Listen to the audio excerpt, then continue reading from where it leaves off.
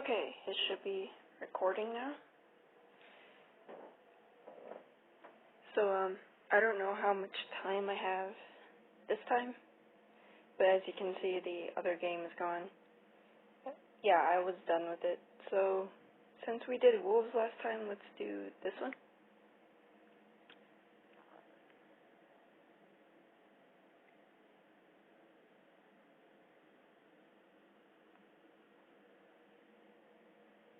Yeah, I don't think I'm gonna be able to finish this one. I mean this video. Wait, where's the volume? That should be good.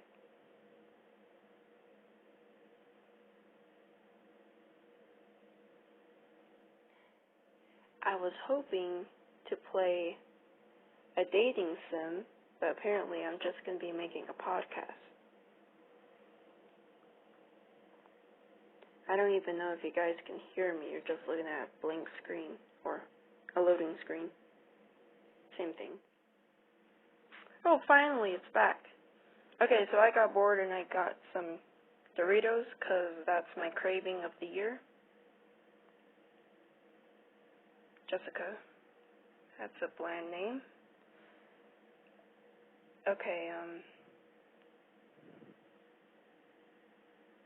I really like the name Irma, but there was this one name I was picturing. You know what? Let's go with Sapphire. Yeah, that. Better than Jessica. Are we actually going to get some werewolves in this?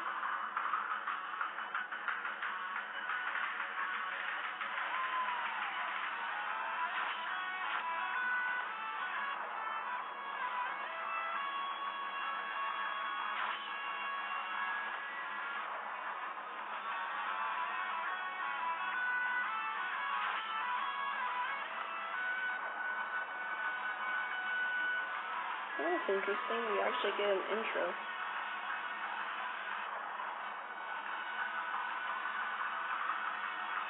This looks a lot edgier than the last one. My pen scribbles notes on the paper as Professor Goldberg lectures.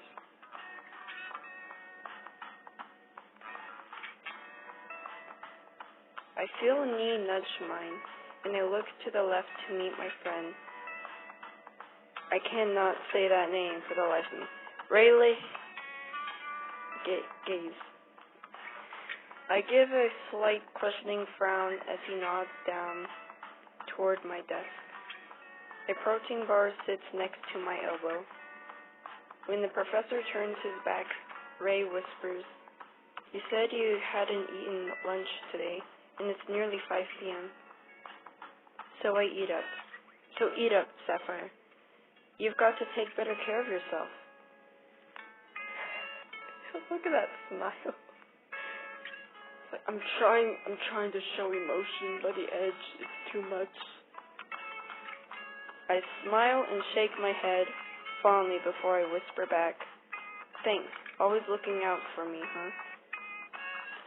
He flashes a sweet smile and I start to eat the bar. I'm gonna eat a Cheeto.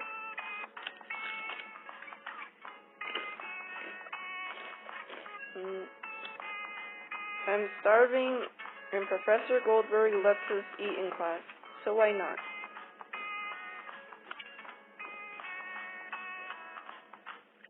Ever since the vampiric and human races joined forces to fight the werewolves, the two kinds have been able to live in peace together as we do today.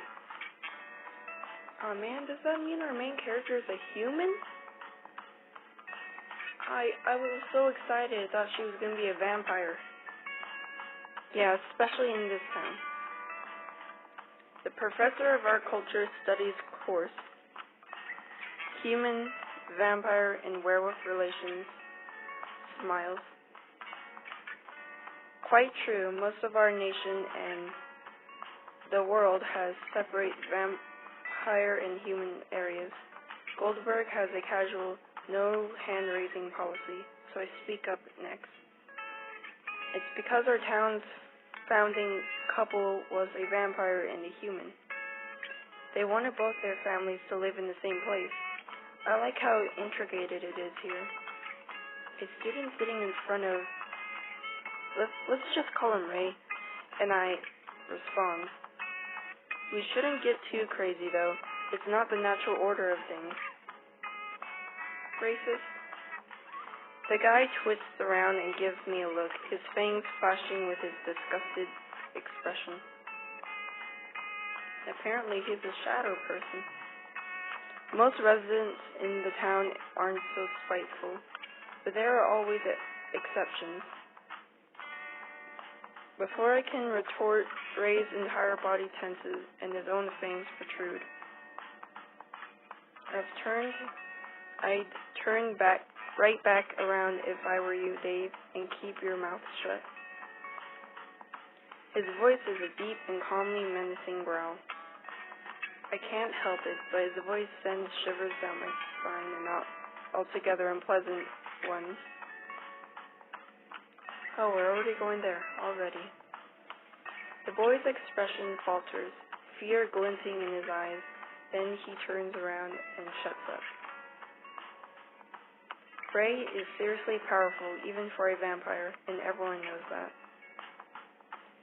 Professor Goldberg cleans his throat and adjusts his glasses. Well, while it's good to voice our different opinions, we do want to keep it civil. He laughs nervously and continues on with the lecture. Is the teacher afraid of his own student? Or wait, professor, sorry. Then my phone buzzes with an incoming new alert. I discreetly open the notification and look down. My mouth drops when I see the image of a werewolf, furry ears and pointed teeth showing. It says there have been sightings of a werewolf in town, even around our campus. What should I do? Okay. Show it to Ray, alert the class and professor. Alert the class. Professor Goldberg? I'm sorry to interrupt, but he stops talking and looks up at me with a slight frown of concern. No, don't worry. What seems to be the matter, Sapphire? You look worried. I lift up my phone and face the screen toward the professor. It seems there have been sightings of a werewolf in town, even an attack this morning. Gasps of surprise and fear ripple across the room. Goldberg anxiously rubs his chin. Ray curses under his breath as he takes out his phone to look. I see. Thank you for letting us know, Sapphire. This could get dangerous. And it's highly odd since werewolves usually stay in their own territory far south of here. Oh, those darn southern werewolves. The next few moments are abuzz, with everyone taking out their phones to see the news. After studying his own phone screen, Professor Goldberg looks up. This is bad, very bad indeed, but it's only one wild werewolf. He looks around at all of us, trying to calm some of the more openly panicked students. I bet they're humans, right?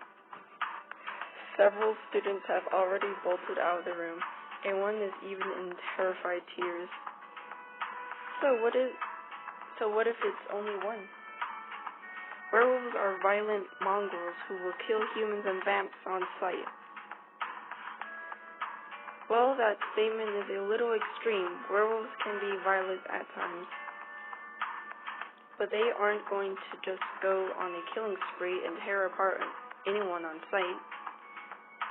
How would you even know that, since they never come to town? The boy doesn't wait for an answer as he gets up to leave. Whatever, I'm out of here. He and a few more students leave, and Professor Goldberg sighs. I suppose it's useless. Everyone, class dismissed. And please do as the news says.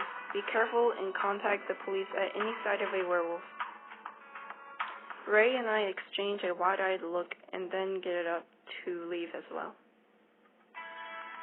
We walk from the university campus through town to head home.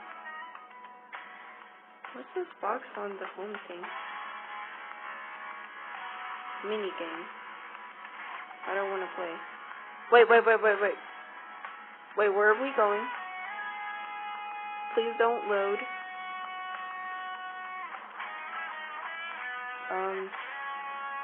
That's just mad. You have nothing to worry about, Sapphire. No werewolf's going to harm you, I promise. I know. If anyone can get some serious furry canine butt, it's you. I just want to say there's a lot of sorry, I cannot talk today. This game has a lot in common already to the last one. Like, there's wolf people out and the guy's like comforting the girl. I give him a genuine smile and then my eyes flicker over his tall, athletic body. Yeah, with those muscles and his fangs, I pity any werewolf that gets in his way. Oh shoot, am I ogling my friend? I've known him since elementary school. Okay? Still, he's always been quite this strong, good-looking vampire. For the record, you can... Never mind. Sapphire, you okay? You seem a little spaced out. Is it the werewolf thing? How should I answer?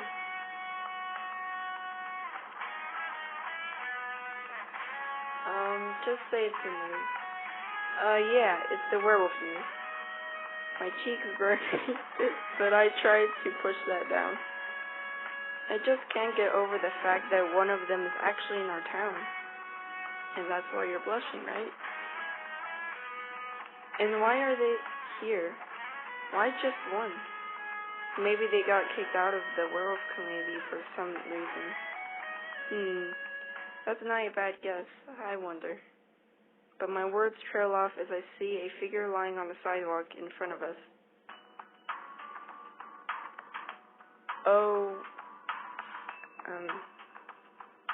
I never swear God's name, so... Are you okay? Can you hear me? What's your name? I hurry forward with Ray right behind me. I once learned in a high school first aid class to ask simple questions to test responsiveness. The man lifts his head to look at us. Is that the werewolf? My name's Vice. You have to get back now. My eyes go wide at the desperation in both his eyes and voice. I frown in concern and move to try and help him. But Ray stops me by grabbing my shoulder. Sapphire, be careful. He could be some criminal tricking you so he can steal your money. I'm really bad at reading. I'm so sorry.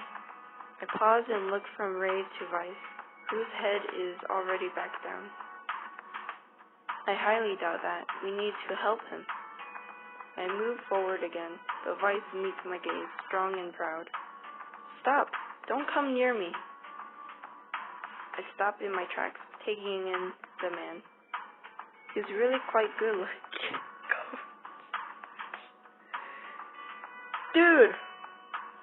Dude, stop it. That's weird. Let's call an ambulance. They can help him, and he could be dangerous. That's actually a pretty good idea. I hesitantly take several steps back from the intriguing stranger and look at Ray. Yeah, I guess you're right. I watch as Ray calls an ambulance, tells them our location, and ends the call. We both turn back toward Vice, and I gasp. Vice is no longer there. He's completely disappeared. Wait, did he tell us his name? Why would he tell us our name? I mean, Why would he tell us his name? Okay, that's weird. Where the heck did he go? Like, he wasn't making friends or anything. Why would he... How's she know his name? Yeah, it is. I have no idea. Let's search. Okay, we'll look within a 3-block radius from here, together though. I nod in agreement, and we head off in each direction. Each time we go back through the original spot we found him to double check there's nothing. It only takes us about 5 or 10 minutes. I'm completely perplexed now. Bruh. Here's the ambulance. We quickly tell the paramedics about the man, Vice, and how he disappeared. They do their own search, come up empty, and leave. I like how all the other people are just shadows. Like, the love interests are the only people that have actual art. Well, I'm off to my house. I guess. What was that sound? This has been a really strange and eventful day. I'll say, you sure you don't want me to walk you home? It's just a few blocks. I'll be more than fine. He looks hesitant, but finally concedes. Okay, be safe, Sapphire, and text or call if you need anything at all. Got it. And you be careful too, okay? See you in class tomorrow. We part ways, him going left down the few blocks to his apartment, and me going to the right towards my little house, which my parents helped me pay for. Is, Vice going to show up at my house? Like the other game? This way I get the space and privacy I like without needing roommates. I'm at the front walk of my house where a scratchy noise from my right startles me. It's gonna be Vice, isn't it? Or some werewolf. Heart pounding, I look at the wide tree near the curb.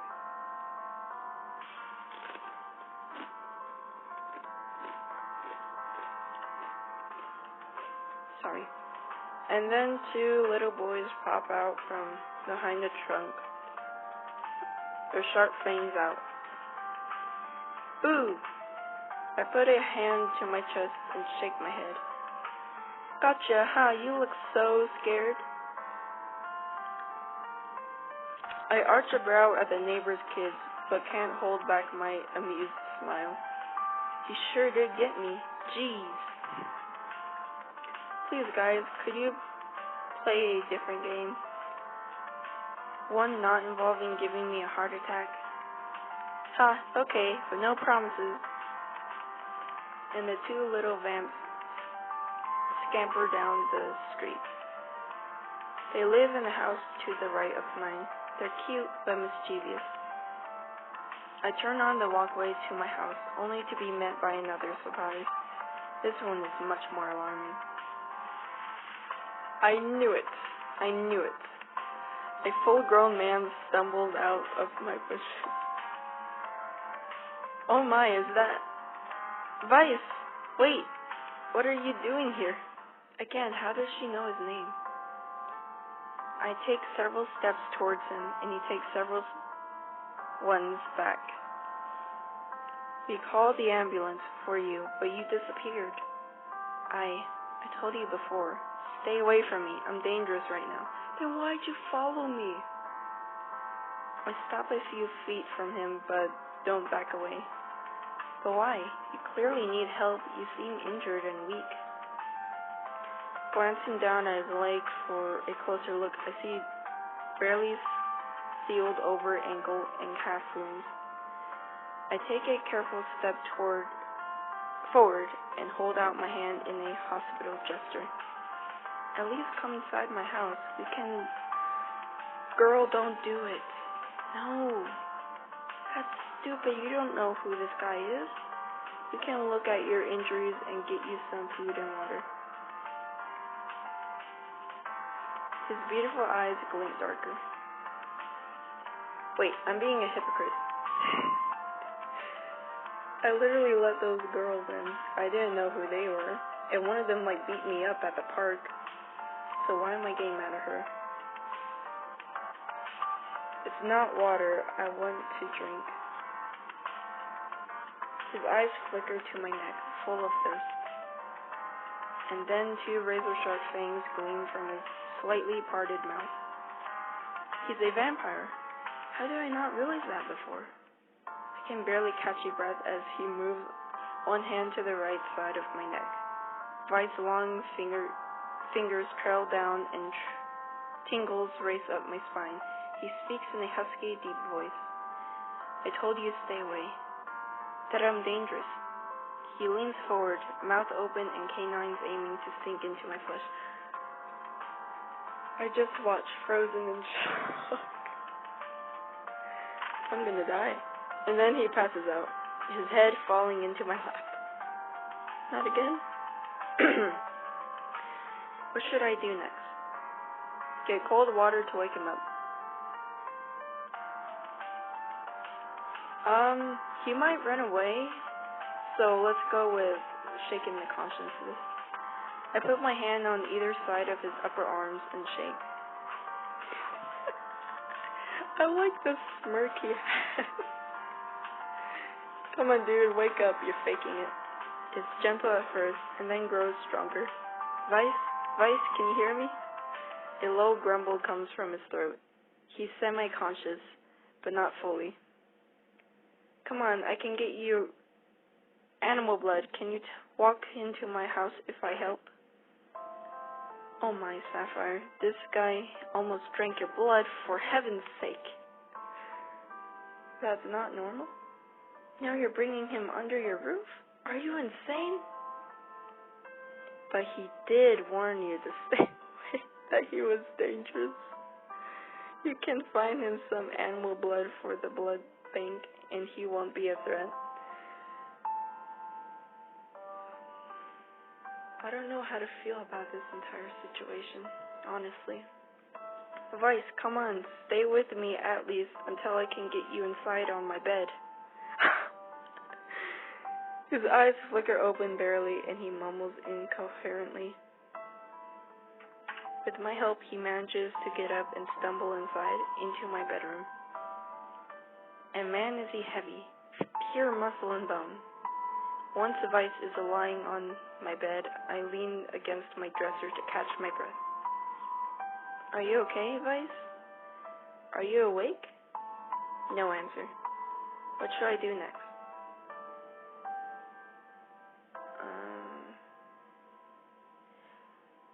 You know what? I'm done with Ray. Let's get food.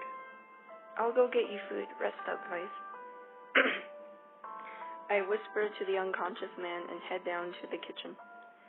Why would I freshen up the bathroom, though? In the kitchen, I open the cabinets and pull out cookies and chips. Sugar and crabs are good if his blood sugar is low. But I should really get some stored blood from Ray to really help. We gotta bring Ray. But if Ray knows I have a strange vampire in my bed, he'll flip out. Just like that. This is exactly like the Wolf Girls thing.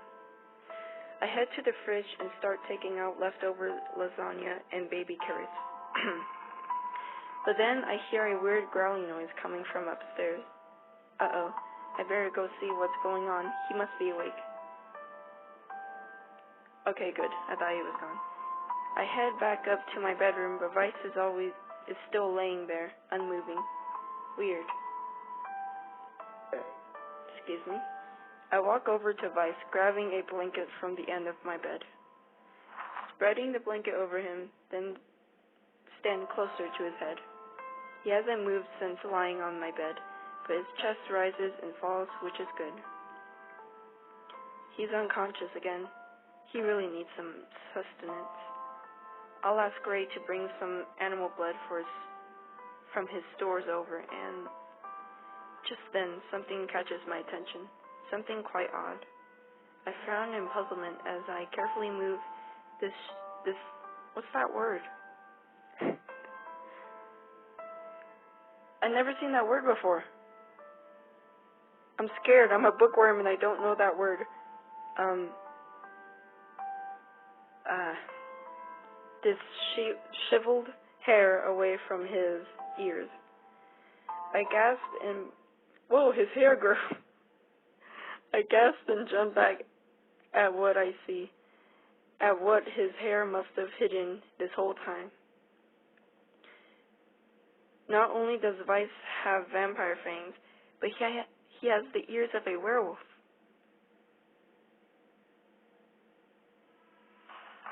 That's the end? It was just getting interesting. At least it was short. Okay, so I might just do 2 episodes of this, like last time. If I really like it, I might continue. Given where it is, dang it. I'm leaving. Oh. But yeah, given what I think of it, I'll continue. But anyway, bye. I don't know how to outro. I'm gonna go eat Doritos now.